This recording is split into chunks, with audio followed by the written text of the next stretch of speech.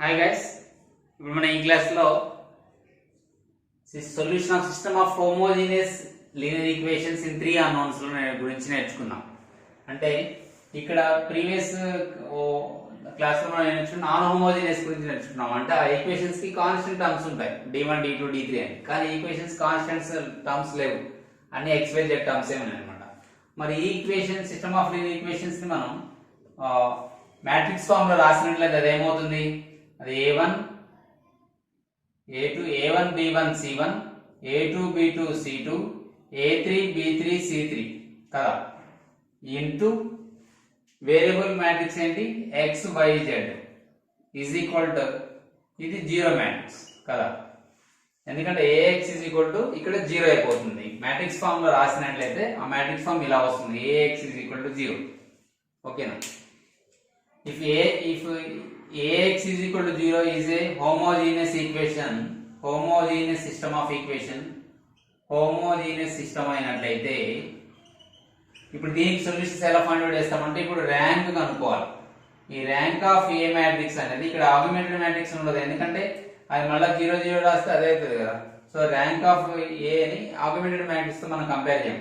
Rank of ఏ ని number of unknowns తో compare చేస్తాం, నెంబర్ ఆఫ్ వేరియబుల్స్ తో కంపేర్ చేస్తాం. నెంబర్ ఆఫ్ అన్నోన్స్ తో కంపేర్ చేస్తే ఇవి రెండు ఈక్వల్ అయినాయి అనుకోండి, దానికి సొల్యూషన్ ఉంటుంది. It is consistent. Okay, it is consistent. It has one solution.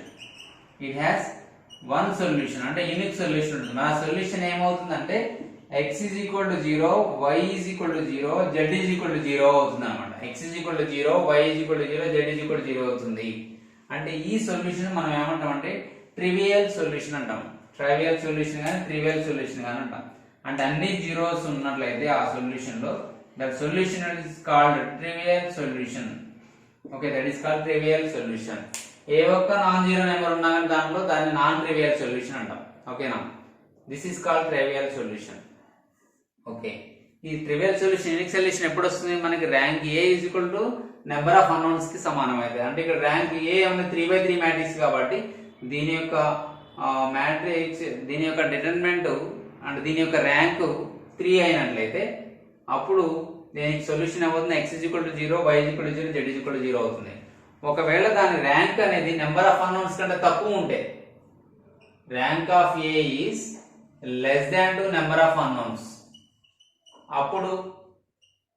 అప్పుడు కూడా ఇది కన్సిస్టెంటే. It is consistent itself. It is consistent. It is consistent and it is consistent and it has many number of solutions. It has infinitely many solutions. Many number of solutions అన్నమాట. Infinitely many solutions ఉంటాయి దీనికి. ఓకేనా? ఈ కేసులో దీని యొక్క solution ఏమంటాం అంటే నాన్ ట్రివియల్ సొల్యూషన్ అంటాం. Non trivial solution or non zero solution అంటాం. అంటే దీనికి జీరోస్ అన్ని జీరోస్ కాదని, ఏదైనా ఒకటైనా సరే నాన్ జీరో ఉంటుంది. So that it is called non zero solution. ఇదేమంటాం? Zero solution. దీన్ని ఏమంటారు అంటే జీరో సొల్యూషన్ అంటాం. అంటే అన్నిటికీ x వాల్యూ జీరోనే, y వాల్యూ జీరోనే, z వాల్యూ జీరో అనమాట. ఓకేనా? ఇంకా క్లారిటీగా చెప్పాలంటే ఈ నాన్ హోమోజీనియస్ సిస్టమ్ కాకుండా ఈ హోమోజీనియస్ సిస్టమ్ కి అట్లీస్ట్ ఒక్క సొల్యూషన్ అయినా ఉంటుంది. కాబట్టి హోమోజీనియస్ సిస్టమ్ అనేది కన్సిస్టెంట్ సిస్టమ్. ఓకేనా? ఆ ఒక్క unique solution at least one solution ఏంటంటే ఇదే, x is equal to 0, y is equal to 0, z is equal to 0 అనమాట. అంటే దీన్ని ట్రివియల్ సొల్యూషన్ కలిగి ఉంటుంది. కాబట్టి homogeneous system is always consistent. Okay, clear కదా? Okay, please make it note. అయితే గాయ్స్ ఇక్కడ ఒక్క పాయింట్ మిస్ అయింది. అదేంటంటే ఇది non trivial solution, trivial solution అన్నప్పుడు ట్రివియల్ సొల్యూషన్ అప్పుడు det అనేది నాట్ ఈక్వల్ టు 0 అవుతుంది. ఓకేనా? ట్రివియల్ సొల్యూషన్ అప్పుడు det is not equal to 0 అవుతుంది. ఓకేనా? నాన్ ట్రివియల్ అన్నప్పుడు det ఈజ్ ఈక్వల్ టు 0 అవుతుంది. ఎందుకని? అప్పుడే కదా మరి ర్యాంక్ నెంబర్ ఆఫ్ అన్నోన్స్ కి అంటే లెస్ దాన్ ఉంటుంది.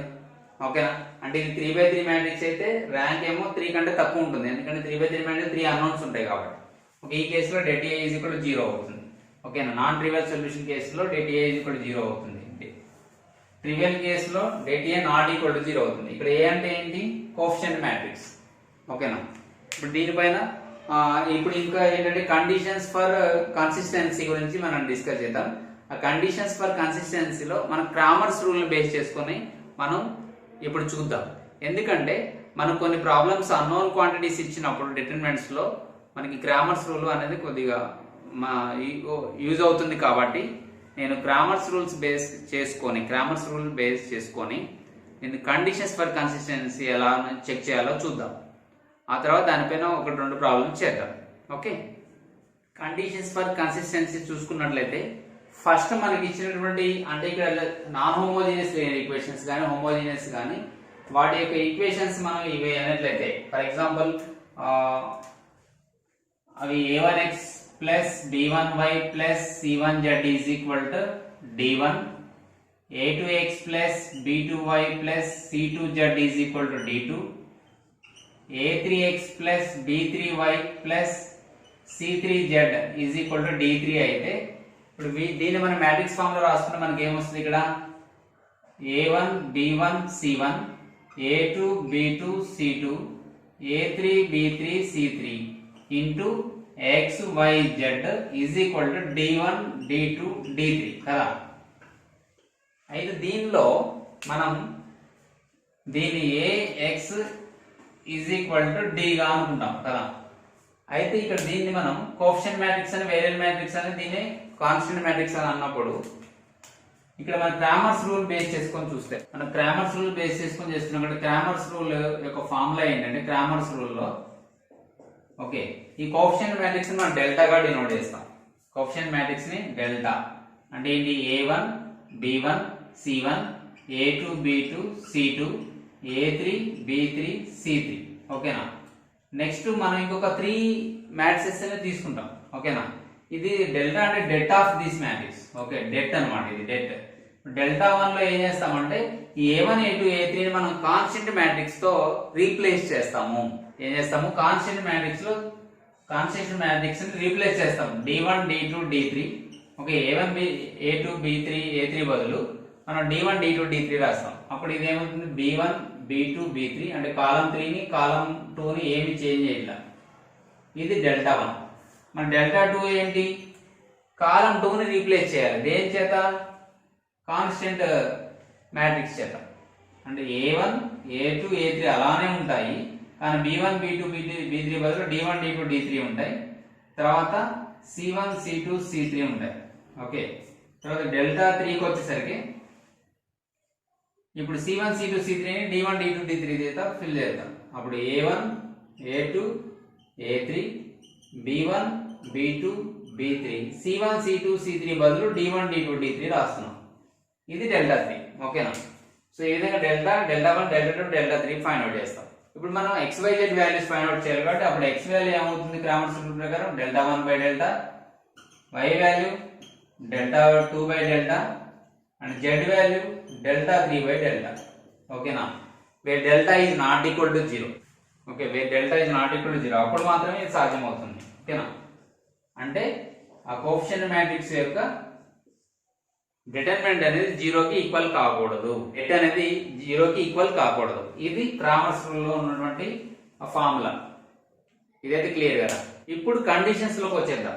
కండిషన్స్ ఫర్ కన్సిస్టెన్సీలో ఫస్ట్ మనం ఏం చేస్తామంటే ఫస్ట్ కండిషన్ ఏంటంటే if delta is not equal to 0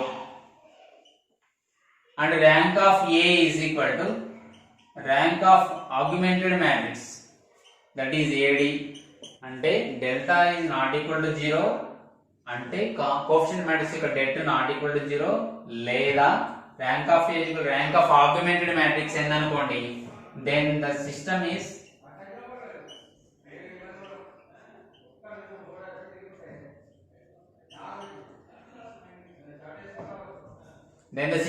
consistent okay అంటే it has unique solution అంటే మీనింగ్ ఏంటి మరి క్రామర్స్ మెథడ్ ప్రకారం యూనిక్ సొల్యూషన్ ఎలా రాయొచ్చు by Cramer's rule we can write that unique solution like this by Cramer's rule that unique solution is x is equal to delta 1 by delta, y is equal to delta 2 by delta and z is equal to delta 3 by delta okay na. ఒకవేళ for suppose మన time బాగలేక delta value 0 అయింది అనుకోండి మరి అప్పుడు పరిస్థితి ఏంటి if delta is equal to 0 and adjoint A into B is equal to 0 లేదా delta is equal to 0 and delta 1 is equal to delta 3 is equal to 0 అయింది. Delta 0 అయింది, డెల్టా 1, డెల్టా 2, డెల్టా 3 కూడా 0 అయింది క్రామర్స్ రూల్ లో ప్రకారం. అప్పుడు లేదా ఇక్కడ rank of A is equal to rank of augmented matrix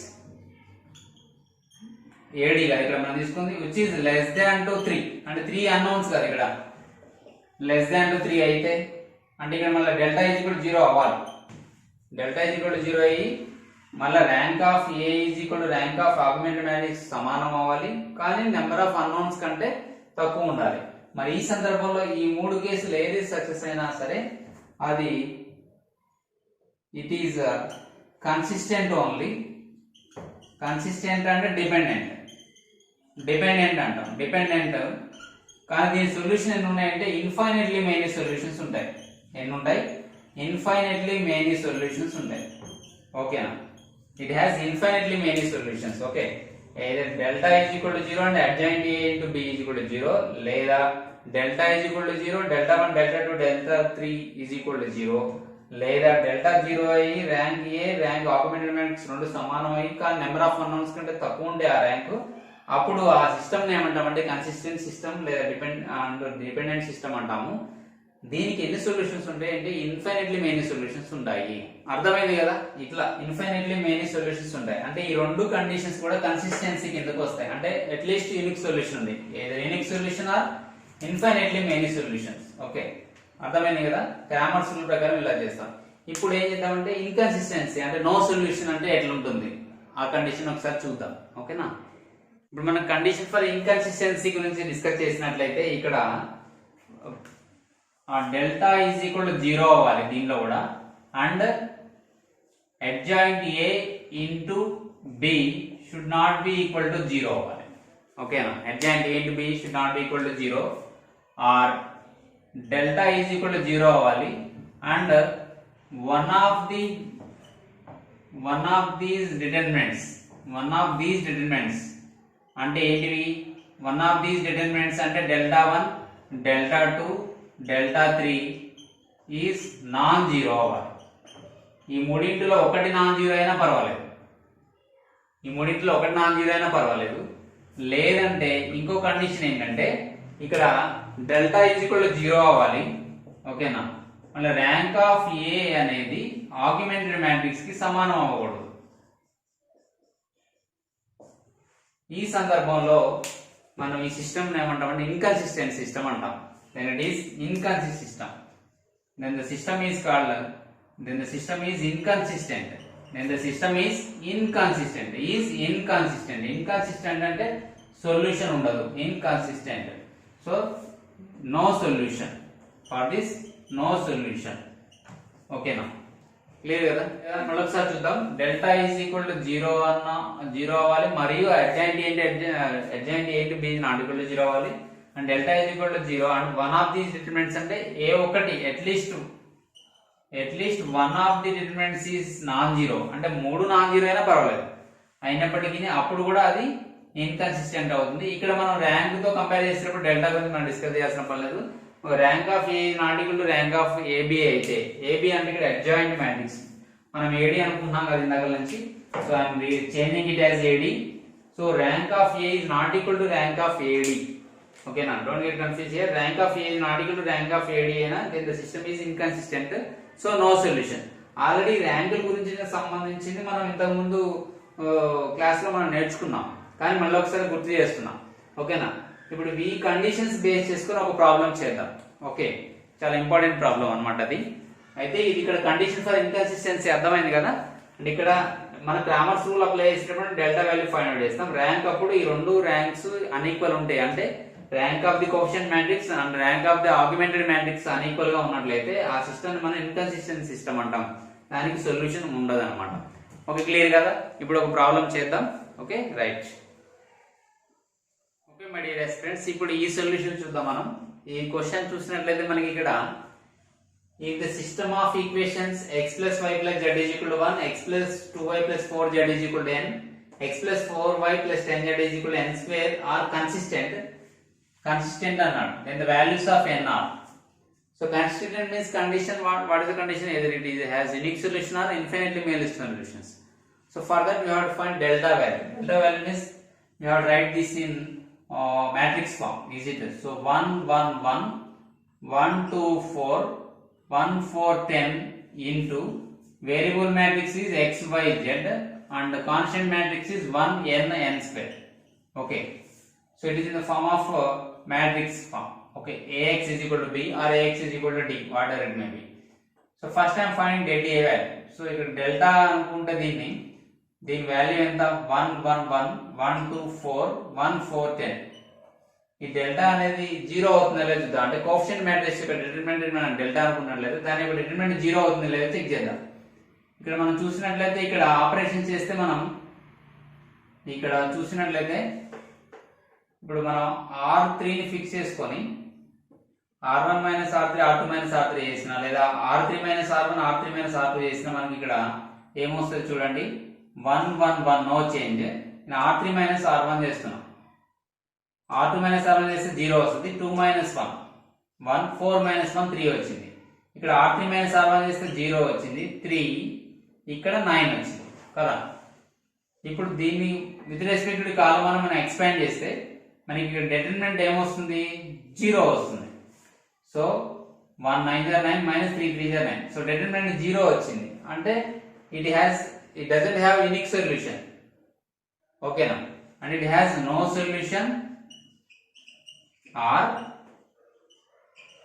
infinitely many solutions కదా.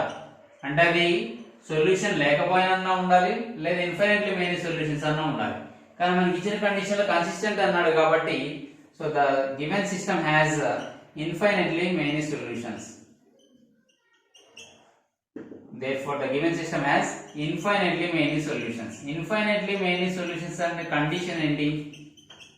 మనకి ఇందాకలే మనం నేర్చుకున్నాం. ఇన్ఫైనైట్లీ మెనీ సొల్యూషన్స్ ఉంటే కండిషన్ ఏంటి? ఇక్కడ మనకి ఇది ఇన్ఫైనైట్లీ మెనీ సొల్యూషన్ ఎందుకన్నామన్నాం అంటే given that it is consistent అన్నాడు. సిస్టమ్ ఏంటంటే కన్సిస్టెంట్ సిస్టమ్ అన్నాడు. కన్సిస్టెంట్ సిస్టమ్ అంటే యూనిక్ అయినా ఉండాలి, ఇన్ఫైనైట్ అయినా ఉండాలి. యూనిక్ అవ్వడానికి ఛాన్స్ లేదు. యూనిక్ అవ్వాలంటే delta is not equal to 0 అవ్వాలి. కానీ ఇక్కడ ఈజ్ ఈక్వల్ టు 0 వచ్చింది కాబట్టి it has infinitely many solutions. By Cramer's rule లో మన కండిషన్స్ ఫర్ కన్సిస్టెన్సీ మనం ఏం నేర్చుకున్నాం అంటే ఈ delta 1 is equal to delta 2 is equal delta 3 కూడా 0 అవ్వాలి కదా. అప్పుడే మనకి ఇన్ఫైనైట్లీ మెనీ సొల్యూషన్స్ ఉన్నాయంటాం. కాబట్టి నేను దీంట్లో మనకి ఫైండ్ అవుట్ చేసింది n వాల్యూ కాబట్టి నేను ఇక్కడ క్రామర్స్ రూల్ ప్రకారం డెల్టా 3 యొక్క డిటర్మినెంట్ రాస్తున్నాం. డెల్టా 3 అంటే కోఎఫిషియంట్ మ్యాట్రిక్స్ లో నుంచి లేదా డెల్టాలో నుంచి C1 C2 C3 తీసేసి ఈ కాన్స్టెంట్ మ్యాట్రిక్స్ ని రీప్లేస్ చేయాలి. అప్పుడు ఇది ఏమవుతుంది? 1 1 1 1 2 4 అంటే కాలం 1 కాలం 2 లో ఏం చేంజెస్ ఉండవు, ఓన్లీ కాలం 3 లో చేంజ్. అది కూడా దాన్ని కాన్స్టెంట్ మ్యాట్రిక్స్ తో మనం రీప్లేస్ చేయాలి. డెల్టా 3 ఫైండ్ అవుట్ చేస్తా. ఈ డెల్టా 3 ఖచ్చితంగా నాకు 0 అవ్వాలి, అప్పుడే మనకి ఆన్సర్ వస్తుంది. అంతే కదా. కండిషన్ ప్రకారం డెల్టా 1 డెల్టా 2 డెల్టా 3 మూడు 0 అవ్వాలి. అందులో నా కన్వీనియంట్ కోసం నేను డెల్టా 3 తీసుకున్నాను, డెల్టా 2 తీసుకున్నా, నో ప్రాబ్లం. ఇప్పుడు కూడా నేను ఏం చేస్తున్నానంటే సేమ్ ఇక్కడ R3 minus R1 R2 minus R1 చేసినా సేమ్ చేద్దాం ఇప్పుడు కూడా. అప్పుడు దీని యొక్క డిటర్మినెంట్ ఏమవుతుంది? 1 1 1 R2 minus R1 0 1 n minus 1 R3 minus R1 R3 minus R1 చేస్తున్నా, R2 మైనస్ R1 చేస్తున్నా అంటే R3 మైనస్ R1 చేస్తున్నా, రెండు ఆపరేషన్ చేస్తున్నా. ఇప్పుడు 1 minus 1 0 4 minus 1 3 n square minus 1 debt is equal to 0. మరి ఎక్స్పాండ్ చేస్తే కాలం 1 విత్ రెస్పెక్ట్ టు కాలం 1 మనకి ఏమొస్తుంది? 1 into 1 n minus 1 3 n minus n square minus 1 కదా. అంటే మనకి డిటర్మినెంట్ ఫైండ్ అవుట్ చేస్తే n square minus 1 into minus 3 into n minus 1 వస్తుంది. ఓకేనా? Is equal to 0.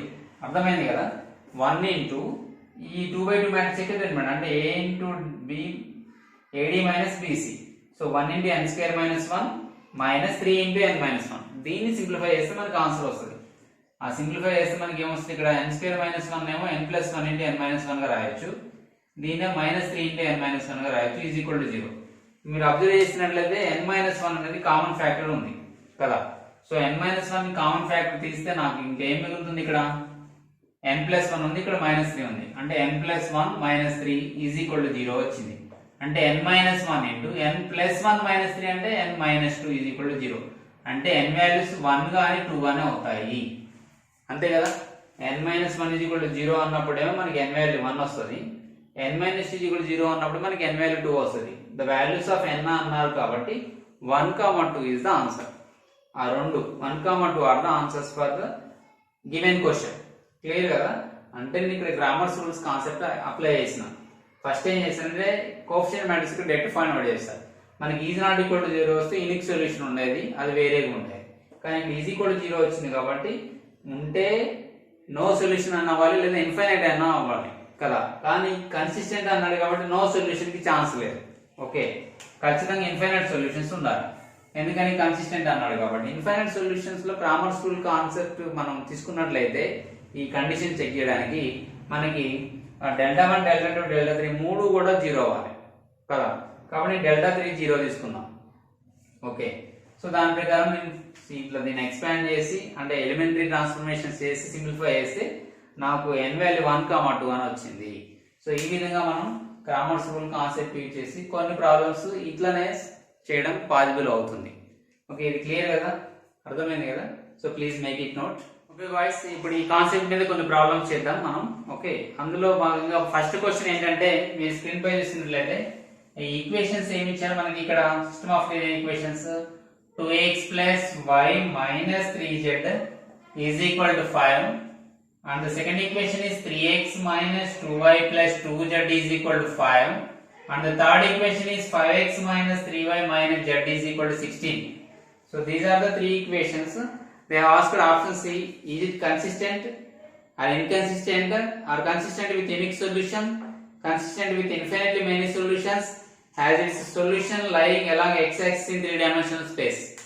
సో ఈ విధంగా క్వశ్చన్ ఇవ్వడం జరిగింది. అయితే మనకు తెలిసింది ఏంటంటే ఫ్యాక్ట్ ఏంటంటే మనకి అసలు సొల్యూషన్ ఉందా లేదా డిసైడ్ చేయాలంటే మనకి ఫస్ట్ పాయింట్ ఏంటంటే దాని యొక్క కోఎఫిషియంట్ మ్యాట్రిక్స్ యొక్క డెట్ ఫైండ్ అవుట్ చేయాలి. అది కనుక ఇది నాట్ ఈక్వల్ టు 0 అయితే it has unique solution, it has unique solution. ఒకవేళ అది డెట్ కనుక 0 అయినట్లయితే it has no solution or infinitely many solutions, లేదంటే దానికి ఇన్ఫైనైట్లీ మెనీ సొల్యూషన్స్ ఉన్నాయని మనం చెప్పుకుంటాం. ఓకేనా, ఉంటేనేమో unique solution. Det A not equal to 0 అయితే యూనిక్ సొల్యూషన్, ఒక డెట్ ఏ 0 అయితే no solution or infinitely many solutions అంటాం. అంటే సిచ్యువేషన్ బట్టి మనం ఈ కేసెస్ మనం ర్యాంక్ ఫైండ్ అవుట్ చేసి డిసైడ్ చేద్దాం, లేదా క్రామర్స్ రూల్ అప్లై చేసి మనం ఫైండ్ అవుట్ చేస్తాం. అయితే దీని గురించి మనం ఆల్రెడీ కండిషన్స్ ఫర్ కన్సిస్టెన్సీలో ఇన్కన్సిస్టెన్సీలో డిస్కస్ చేస్తాం. అయితే ఫస్ట్ మనం డెట్ అనేది ఏమవుతుందో చూద్దాం.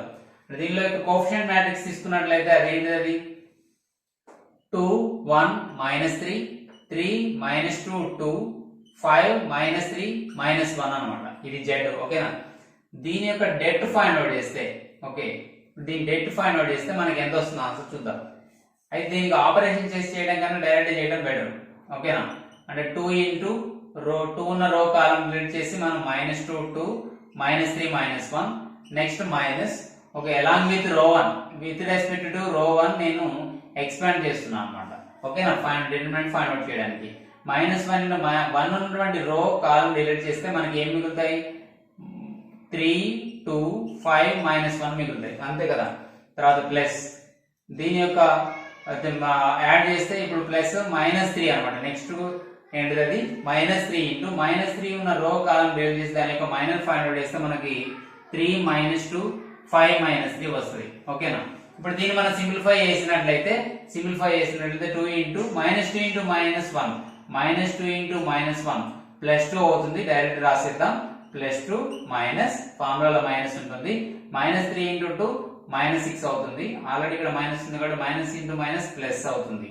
ఓకే, -1 ఇంటూ ఇప్పుడు దీని యొక్క డిటర్మినెంట్ ఎంత, AD - BC కదా. 3 ఇంటూ -1 -3 మైనస్ ఫార్ములాలో మైనస్ 5 ఇంటూ 2 10. ఓకేనా, ప్లస్ ఇంటూ మైనస్ ఇక్కడ -3 వస్తుంది. దీనికి మనం డెట్ ఫైండ్ అవుట్ చేసినట్లయితే 3 ఇంటూ -3 -9 ఫార్ములాలో మైనస్ ఉంది. ఇక్కడ 5 ఇంటూ -2 చేస్తే -10 వస్తుంది. ఆల్రెడీ ఇక్కడ మైనస్ ఉంది కాబట్టి మైనస్ ఇంటూ మైనస్ +10 అవుతుంది. ఓకేనా, ఇప్పుడు దీన్ని సింప్లిఫై చేస్తే 2 into 8 minus 1 into minus 13 minus 3 into 1 వచ్చింది. అంటే మనం దీన్ని సింప్లిఫై చేస్తే 16 minus into minus plus 13 minus 3 is not equal to 0 వచ్చేసింది. ఎందుకంటే ఇక్కడ మనకి 29 మైనస్ 3 అంటే ఆబ్వియస్లీ అది 29 మైనస్ 3 వచ్చేసి 26 వస్తుంది, which is not equal to 0 కదా. అంటే ఇక్కడ determinant of coefficient matrix is not equal to 0 అయింది కాబట్టి the given system has unique solution. So the given system has unique solution అని చెప్పొచ్చు. మనకి డెల్టా ఈజ్ ఈక్వల్ టు 0 వస్తే అప్పుడు మనం వేరే సంగతి చూడాలి. ఇక్కడ డెల్టా నాట్ ఈక్వల్ టు 0 కాబట్టి అంటే coefficient matrix not equal to 0 కాబట్టి మనకి the given system has unique solution అని మనం క్లియర్ గా చెప్పేయచ్చు. అర్థమైంది కదా. అంటే ఈ విధంగా ఫస్ట్ మనం కోఎఫిషియంట్ మ్యాట్రిక్స్ యొక్క డిటర్మినెంట్ ఫైండ్ అవుట్ చేయాలి. అది నాట్ ఈక్వల్ టు 0 అయితే happy it has unique solution, ఒకవేళ ఈజ్ ఈక్వల్ టు 0 అయితే ఇన్ఫినిట్లీ మెనీ సొల్యూషన్స్ కానీ నో సొల్యూషన్ కానీ మనం డిసైడ్ చేయొచ్చు. ఓకే ఓకే గైస్, మనం ఇప్పుడు సెకండ్ క్వశ్చన్ చూసుకున్నట్లయితే స్క్రీన్ పైన ఇక్కడ ఇచ్చిన క్వశ్చన్ ఏంటి, అక్కడ ఇచ్చిన క్వశ్చన్ ఏంటి, the system of equations kx plus y plus z is equal to 1, x plus ky plus z is equal to k, x plus y plus kz is equal to k square, then it has no solution అన్నారు. So the given system has no solution అంటే meaning ఏంటి, ఇక్కడ మనకి debt అనేది 0 అవ్వాలి, coefficient matrix యొక్క debt అనేది 0 అవ్వాలి, కోఎఫిషియంట్ మ్యాట్రిక్స్ యొక్క డెట్ అనేది 0 అవ్వాలి కదా. అంటే ఇక్కడ k1 1 1 k1 1 1 k is equal to 0 అవ్వాలి. ఓకేనా, then only it has unique no solution. Okay, then only it has no solution. అప్పుడు మనం దాన్ని ఎక్స్పాండ్ చేస్తే ఏమవుతుంది మనకి ఇక్కడ, సో k ఇంటూ నేను ఎలా విత్ రెస్పెక్ట్ టు r1 నేను ఎక్స్పాండ్ చేస్తున్నా, అప్పుడు k ఇంటూ ఈ k1 1k మైనస్ 1 ఇంటూ 1 ఉన్న రో కాలం తీసేస్తే 1 1 1k వస్తుంది మనకి, ప్లస్ 1 ఇంటూ తీసేస్తే 1k 1 1 వస్తుంది, 1k 1 1 వస్తుంది, ఈజ్ ఈక్వల్ టు 0 అవ్వాలి కదా. ఇప్పుడు మనం సింప్లిఫై చేస్తే k ఇంటూ ఇది k స్క్వేర్ మైనస్ 1 వస్తుంది. ఓకేనా, minus 1 into k k minus 1 వస్తుంది, ప్లస్ 1 ఇంటూ k మైనస్ 1 వస్తుంది, సారీ 1 మైనస్ k వస్తుంది. ఓకేనా, ఈజీ క్లియర్. Okay right. ఓకేనా, అర్థమైంది కదా. ఇప్పుడు నేను ఏం చేస్తున్నానంటే k తో మల్టిప్లై చేస్తున్నా, k into k square k cube minus k, దీన్ని మనం డిస్ట్రిబ్యూటివ్ ప్రాపర్టీ సింప్లిఫై చేస్తే -1 into k minus k, -1 into -1 plus 1, ఇక్కడ ప్లస్ 1 తో మల్టిప్లై చేస్తే మళ్ళీ మనకి 1 మైనస్ k వస్తుంది, is equal to 0. Okay, so k cube minus k minus k minus k 3 minus k's ఉన్నాయి, so 3 minus 3k plus 2 is equal to 0. మనకి ఇక్కడ cubic equation వచ్చింది కదా, k cube minus 3k plus 2 is equal to 0 వచ్చింది. మరి దీన్ని factorise చేస్తే మనకి ఏమొస్తాయి, ఇక్కడ మీరు అబ్జర్వ్ చేసినట్లయితే k cube minus 3k plus 2 కి some of the coefficients is equal to 0 వచ్చింది, అంటే k మైనస్ 1 అనేది ఒక ఫ్యాక్టర్, అవునా. Since some of the coefficients is equal to 0, some of the coefficients is equal to 0 వచ్చింది కాబట్టి మనకి k minus 1 is a factor. Okay, k minus 1 is a factor. మరి k minus 1 factor అయితే మనకి hormone synthetic division మీకు idea ఉంది కదా, theory of equations లో మనకి హార్మోన్ సింథటిక్ డివిజన్ మెథడ్ వచ్చింది. అది ఎట్లా చేయొచ్చు, అప్పుడు దీని ఫ్యాక్టర్స్ అంటే ఈజీగా ఇలా చేయొచ్చు. ఎలా అంటే ఇప్పుడు కోఎఫిషియెంట్స్ లిస్ట్ అవుట్ చేసి k క్యూబ్ ది 1, మళ్ళీ k స్క్వేర్ ది లేదు కాబట్టి 0 రాసుకోవాలి, k ది -3 కాన్స్టెంట్ 2. ట్రెడిషనల్ గా మనం ఇక్కడ 0 రాస్తాం, యాడ్ చేస్తే మనకి ఏమొస్తుంది 1 వస్తుంది, 1 ఇంటూ 1 1, మళ్ళీ యాడ్ చేస్తే 1 వస్తుంది, 1 ఇంటూ 1 1, యాడ్ చేస్తే -2 వస్తుంది, 1 ఇంటూ -2 -2, అంటే ఇక్కడ రిమైండర్ 0 వచ్చింది. అంటే k cube minus 3k plus 2 ని ఏమని రాయొచ్చు అంటే k మైనస్ 1 ఇంటూ కదా. ఇప్పుడు ఇదేమో -2 అనేది కాన్స్టెంట్, ఇదేమో k కోఎఫిషియంట్, ఇదేమో k స్క్వేర్ అన్నమాట. So k square plus k -2 వచ్చింది. ఇప్పుడు మనం దీన్ని ఫ్యాక్టరైజ్ చేస్తే k మైనస్ 1 ఇంటూ ప్రొడక్ట్ చేస్తే -2 లో యాడ్ చేస్తే ప్లస్ k రావాలంటే ఖచ్చితంగా అది 2 ఇంటూ -1 అయితేనే సాధ్యమవుతుంది. అంటే ప్లస్ k ని మనం 2k మైనస్ 1k గా రాయొచ్చు, అవునా లేదా. అంటే ప్రొడక్ట్ చేస్తే -2 రావాలి, యాడ్ చేస్తే ప్లస్ 1 రావాలి, అంటే ఇది ప్లస్ ఇది మైనస్ పెట్టుకోవాలి కదా, పెద్దదాని ఎదురుగా ప్లస్ అయిన ఉంటేనే ఇది సాధ్యమవుతుంది, -2. ఓకేనా, ఇప్పుడు k మైనస్ 1 ఇంటూ ఇప్పుడు k ఇక్కడ కామన్ తీస్తే k ప్లస్ 2 వస్తుంది, ఇక్కడ -1 తీయచ్చు కదా ఈ రెండింటిలో నుంచి, అప్పుడు ఇది k ప్లస్ 2 వస్తుంది. అర్థమైంది కదా. అంటే ఇప్పుడు నేను దీన్ని ఇంకా క్లియర్ గా రాస్తే k minus 1 into k minus 1 into k plus 2 అవుతుంది కదా, అంటే ఇది మొత్తం ఈజ్ ఈక్వల్ టు 0 కి సమానమైంది.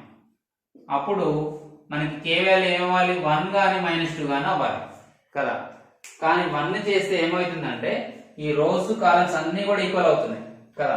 ఇక్కడ రోస్ కాలమ్స్ అన్ని కూడా ఏమవుతున్నాయి ఈక్వల్ అవుతున్నాయి అంటే అప్పుడు డిటర్మినెంట్ 0 వస్తుంది. అంటే k వాల్యూ 1 అప్లై చేస్తే డిటర్మినెంట్ 0 వస్తుంది. వచ్చినా పర్లేదు మన డిటర్మినెంట్ 0. కానీ ఇక్కడ ఈక్వేషన్స్ అప్లై చేస్తే మనకి ఏమొస్తుంది x + y + z = 1 వస్తుంది. ఇక్కడ కూడా x + y + z = 1 వస్తుంది. ఎప్పుడు ఫర్ k = 1 అంటే రెండు ఐడెంటికల్ ఈక్వేషన్స్ వచ్చింది. ఇలా రాకూడదు కాబట్టి మనం ఏం చేయాలి k = 1 అనేది ఆన్సర్ కాదు. మన k = ఎంత ఆన్సర్ అవుతుందంటే -2 అయితే ఆన్సర్ అవుతుంది. therefore k is not equal to 1, then k is equal to -2 is the correct answer.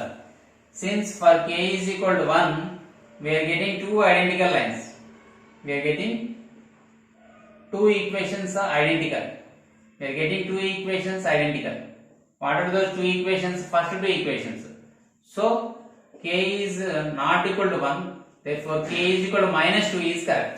k is equal to -2 is correct. అర్థమైంది కదా. అంటే ఫస్ట్ నో సొల్యూషన్ అంటే డెట్ ఏ 0 కి సమానం అవ్వాలి. సమానం అయినప్పుడు మనం ఇలా డిటర్మినెంట్ ఎక్స్పాండ్ చేసి k వాల్యూ కనుక్కుంటే 2 వాల్యూస్ వచ్చినాయి. ఇప్పుడు 2 వాల్యూస్ లో 1 ఏమీ ఎలిజిబుల్ అవ్వట్లేదు, ఎందుకంటే దీనిలో సబ్స్టిట్యూట్ చేస్తే సేమ్ లైన్స్ వస్తున్నాయి, రాకూడదు. కాబట్టి k వాల్యూ 1 అనేది ఆన్సర్ కాదు. మన k వాల్యూ ఎంత అయితే ఆన్సర్ అవుతుంది -2 అయితే ఆన్సర్ అవుతుంది అన్నమాట. క్లియర్ గా అర్థమైంది కదా. మనకి సింథటిక్ డివిజన్ కూడా థియరీ ఆఫ్ ఈక్వేషన్స్ క్లాస్ 12 లో నేర్చుకున్నాం. మళ్ళీ మీరు ఒకసారి రివిజన్ చేసినట్లు అవుతుంది. ఓకేనా. So please make it note. Okay guys, now let us discuss question number 3. So if you observe on the screen, the question is given like this. So these are the three given linear equations, system of linear equations. Then they ask us to find under what condition does the above system of equations have infinitely many solutions. అంటే ఏ condition కి అవి infinitely many solutions ఉంటాయని అడుగుతున్నారు. ఓకేనా. అంటే ఏ condition కి infinitely many solutions అంటే ఇక్కడ మనం చూసుకున్నట్లయితే మనం ఆల్రెడీ చెప్పుకున్నాం, కోఎఫిషియంట్ మ్యాట్రిక్స్ యొక్క డిటర్మినెంట్ నాట్ ఈక్వల్ టు 0 అయితే unique solution, is equal to 0 అయితేనేమో నో సొల్యూషన్ కానీ ఇన్ఫినిట్లీ మెనీ సొల్యూషన్స్ కానీ అనుకున్నాం. పర్టికులర్ గా అవి ఏవి అని తెలియాలంటే మనకి క్రామర్స్ రూల్లో మనం ఆల్రెడీ ఇంతకుముందు conditions for consistency inconsistency discuss చేస్తాం కదా. సో దాని ప్రకారం చూసుకున్నట్లయితే ఇప్పుడు ఫస్ట్ నేను ఏం చేస్తానంటే మనకి ఇక్కడ డెల్టా ఈజ్ ఈక్వల్ టు 0 అవ్వాలి. ఫస్ట్ అయితే కోఎఫిషియంట్ మ్యాట్రిక్స్ ఇక్కడ డిటర్మినెంట్ 0 అవ్వాలి. ఆ కోఎఫిషియంట్ మ్యాట్రిక్స్ నేను ఏ అనుకున్నట్లయితే ఆ మ్యాట్రిక్స్ ఏమవుతుంది 2 3 5 7 3 -2 2 3 లాంబ్డా అయింది కదా. ఇప్పుడు దీని యొక్క డెట్ కనుక్కుందాం. దీని యొక్క డెట్ ఎంతకి సమానం అవ్వాలి 0కి సమానం అవ్వాలి. అప్పుడే కదా దానికి నో సొల్యూషన్ కానీ ఇన్ఫినిట్లీ మెనీ సొల్యూషన్స్ కానీ ఉండేది. ఎస్, ఫస్ట్ అయితే దీన్ని సమానం చేసినట్లయితే మనకి అప్పుడు ఇక్కడ మనకి ఎట్లా డిటర్మినెంట్ ఫైండ్ అవుట్ చేసి మనకి ఇక్కడ లాంబ్డా వాల్యూ వస్తుంది. ఓకేనా. ఇప్పుడు లాంబ్డా వాల్యూ ఫైండ్ అవుట్ నేనేం చేస్తానంటే ఈజీ కోసం మనం r1 - r2 చేస్తా, లేదా r3 - r1 చేస్తా. ఓకే, నా r1 - r2 చేస్తే మళ్ళీ r1 లోనే రాస్తే సారీ r3 కదా మనకి ఈ రెండు. అంటే అప్పుడు ఏమొస్తుంది 2 - 2 ఏమో 0 వస్తుంది, 3 - 3 0 వస్తుంది, 5 - లాంబ్డా. ఓకే, ఇక్కడికి వచ్చేసరికి రో 2లో కానీ రో 3లో కానీ ఏమి చేంజెస్ ఉండవు. ఓకేనా. ఇప్పుడు దీని యొక్క డిటర్మినెంట్ దీని ప్రకారం ఫైండ్ అవుట్ చేస్తాను, అంటే plus minus plus. So plus 5 - lambda into ఈ రో కాలం డిలీట్ చేస్తే మనకు వచ్చేది ఏంటి ఇక్కడ 7 3 21 మైనస్, అంటే ఇక్కడ మిగిలేది 7 3 2 3 కదా, ఈజ్ ఈక్వల్ టు 0. అక్కడ ఈజ్ ఈక్వల్ టు 0 ఉంది కాబట్టి ఇక్కడ చూసుకున్నట్లయితే మనకి 7 3 21 - 3 2 6 వచ్చింది. అంటే ఇది 0 అవ్వాలి, ఇదే 0 అవ్వాలి. therefore 5 - lambda is equal to 0. అంటే లాంబ్డా ఈజ్ ఈక్వల్ టు 5. అంటే లాంబ్డా ఈజ్ ఈక్వల్ టు 5 కి డెల్టా వాల్యూ 0 వచ్చేసింది. కానీ అక్కడితో సరిపోయిందా? లేదు. ఎందుకంటే ఇక్కడ మనకి లాంబ్డా వాల్యూ 5 అయినంత మాత్రాన డెట్ 0 అయినంత మాత్రాన మనకి ఇన్ఫినిట్లీ మెనీ సొల్యూషన్స్ అని మనం చెప్పలేము. కానీ ఇంకో కండిషన్ మనం ఒకటి నేర్చుకున్నాం, డెల్టా ఈజ్ ఈక్వల్ టు 0 అయి ఉండి డెల్టా 1 డెల్టా 2 డెల్టా 3 కూడా 0 అయినట్లయితే క్రామర్స్ రూల్ ప్రకారం మనం x value y value z value ఎలా ఫైండ్ అవుట్ చేస్తాం, delta 1 by delta, delta 2 by delta, delta 3 by delta respectively కదా.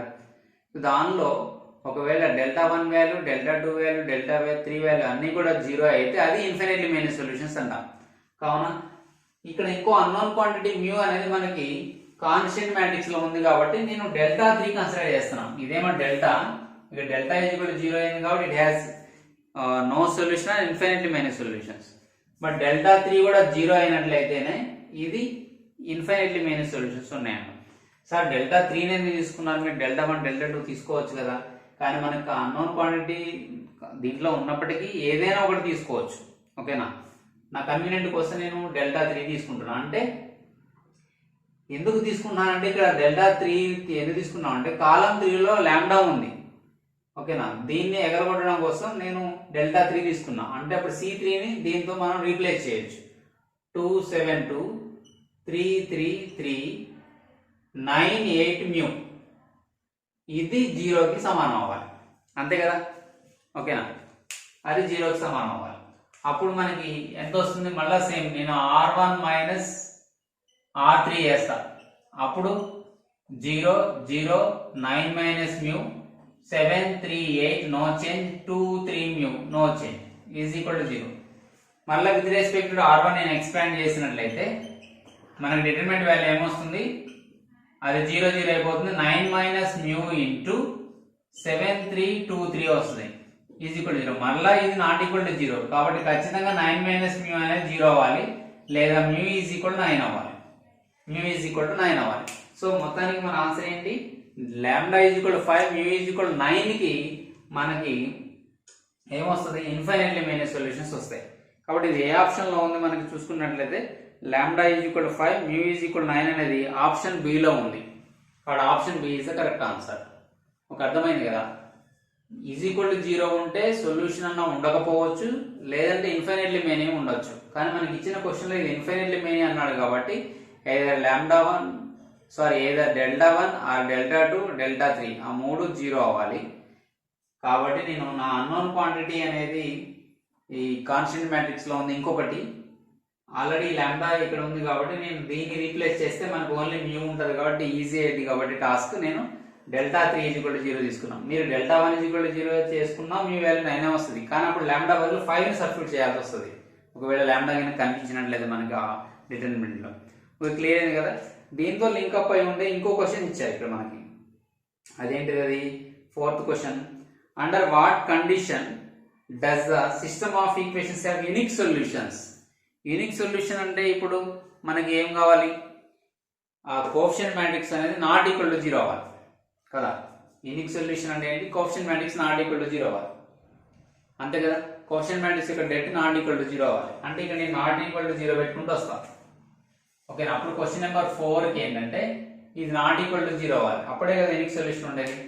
సో మళ్ళీ ఇది కూడా నాట్ ఈక్వల్ టు 0 అవ్వాలి, ఇది నాట్ ఈక్వల్ టు 0 అవ్వాలి, అంటే ఇది not equal to 0. So lambda is not equal to 5.